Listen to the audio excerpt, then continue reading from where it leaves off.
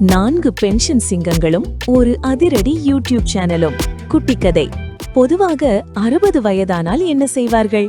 பேரன் பேத்திகளை பள்ளிக்கு அழைத்துச் செல்வார்கள், சர்க்கரை வியாதி பற்றி பேசுவார்கள், அல்லது நாங்கள்லாம் அந்த காலத்துல என்று ஆரம்பித்து அடுத்த தலைமுறையை தூங்க வைப்பார்கள். ஆனால் நம்ம ஊர் 4 நண்பர்கள், பெயரை விட அவர்களின் லூட்டிகளே பிரபலம், கொஞ்சம் வித்தியாசமானவர்கள். அவர்களுக்கு பென்ஷன் வந்ததே தவிர அவர்களது நக்கல் நையாண்டிக்கு ரிட்டையர்மெண்ட் வரவே இல்லை. ஒரு மாலை வேளையில் அந்த 4 நண்பர்களும் வழக்கம் போல பார்க்கில் அமர்ந்திருந்தார்கள். முதலாவது தாத்தா, டே, இந்த பேப்பரை படிச்சு போர் அடிக்குதுடா, அடுத்தவன் என்ன பண்றான்னு பேசுறதை விட நாம என்ன பண்றோம்னு ஏன் ஊருக்கே காட்டக்கூடாது? இரண்டாவது தாத்தா, அதுக்கு என்ன பண்ணணும், டிவில வரணுமா? மூன்றாவது தாத்தா கொஞ்சம் அப்டேட் ஆனவர், அதெல்லாம் பழைய காலம், இப்போ யூடியூப்னு ஒன்னு இருக்கு, அதுல வீடியோ போட்டா உலகமே பார்க்கும். நான்காவது தாத்தா, சரி எவனாவது ஒருத்தன் போன எடுங்கடா, இன்னைக்கு ஒரு பிடி பிடிச்சிருவோம். அப்படித்தான் பிறந்தது அந்த சேனல். எந்த விதமான பயமும் இல்லாமல் கையில் இருந்த ஒரு பழைய ஸ்மார்ட் போனை வைத்துக்கொண்டு அவர்கள் தங்களது முதல் வீடியோவை பதிவு செய்தார்கள். இவர்களிடம் பெரிய கேமரா இல்லை, எடிட்டிங் ஸ்டூடியோ இல்லை, ஏன் ஒழுங்கான மைக்கு கூட இல்லை. ஆனால் இவர்களிடம் இருந்தது கெத்தாக பேசும் யதார்த்தம். இவர்கள் செய்த லூட்டிகள் என்ன தெரியுமா? 1. இழுசுகளை கிண்டல் செய்வது. நாங்கெல்லாம் அந்த காலத்துல பொண்ணு பார்க்க போனா ஒரு வாரம் தூங்க மாட்டோம். இப்போ இருக்கிற பசங்க இன்ஸ்டாகிராம்ல ஹாய் அனுப்பிட்டு அதுக்குள்ள கல்யாணம் வரைக்கும் யோசிக்கிறானுங்க என்று இவர்கள் செய்த விமர்சனங்கள் இளைஞர்களையே ரசிக்க வைத்தது. 2. கலக்கல் சமையல்.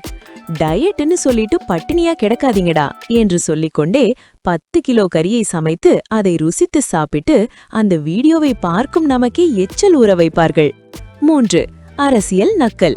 எந்த கட்சியையும் விடாமல் ஊர் பஞ்சாயத்தில் ஆரம்பித்து அமெரிக்க தேர்தல் வரைக்கும் இவர்கள் அடிக்கும் கமெண்ட்கள் அத்தனையும் வெடிச்சிரிப்பு ரகம். யாரோ ஒரு பேரன் இவர்களது வீடியோவை இன்ஸ்டாகிராமில் ஒரு மீமாக போட அது தீயாய் பரவியது.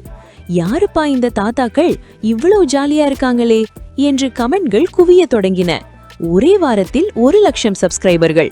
இவர்கள் வீடியோ போட்டால் போதும், நிமிஷத்துக்கு 1000 வியூஸ்கள். காரணம் என்ன? இவர்களிடம் இருந்த உண்மை.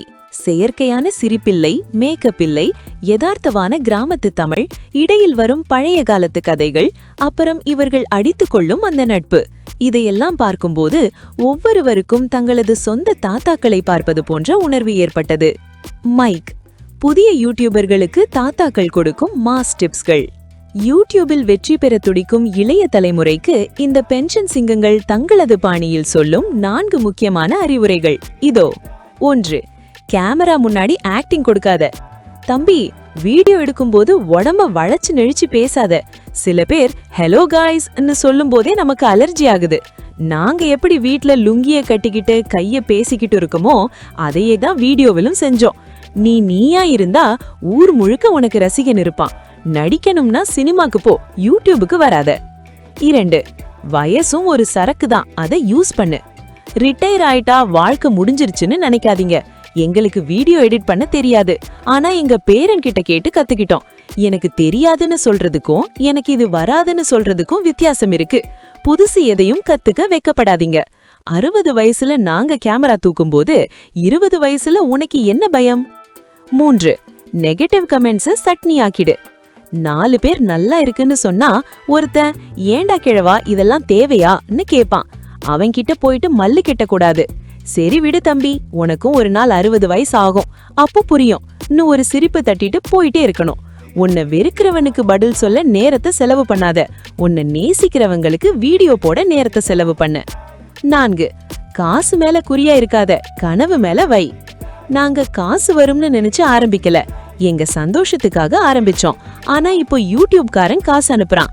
ஆனா அந்த பணத்தை விட ரோட்ல போகும்போது யாரோ ஒருத்தன் வந்து, தாத்தா உங்க வீடியோ பார்த்து நல்லா சிரிச்சேன்னு சொல்றானே, அதுதான் நிஜமான லாபம். நீ கொடுக்கிற விஷயம் 4 பேருக்கு பயனுள்ளதா இருக்கணும், இல்லையனா சந்தோஷத்தை தரணும். கெத்து காட்டும் கிழவர்கள். இறுதியாக இந்த 4 நண்பர்களும் சொல்லும் தார மந்திரம் இதுதான். வாழ்க்கை ஒரு முறைதான், அதை வாழ்ந்துதான் தீர்க்கணும். அதுக்கு வயசோ வசதியோ தடையே இல்லை. ஒரு போனை எடு, உனக்கு என்ன பிடிக்குமோ அதை செய், உலகம் உன்னை கொண்டாடும். இந்த 4 தாத்தாக்களும் இன்று பல இளைஞர்களுக்கு ரோல் மாடல். இவர்களின் வெற்றி நமக்கு சொல்லும் ஒரே செய்தி, நீங்கள் மனதளவிலும் பேச்சிலும் இளமையாக இருந்தால் வெற்றி உங்களை தேடி வரும்.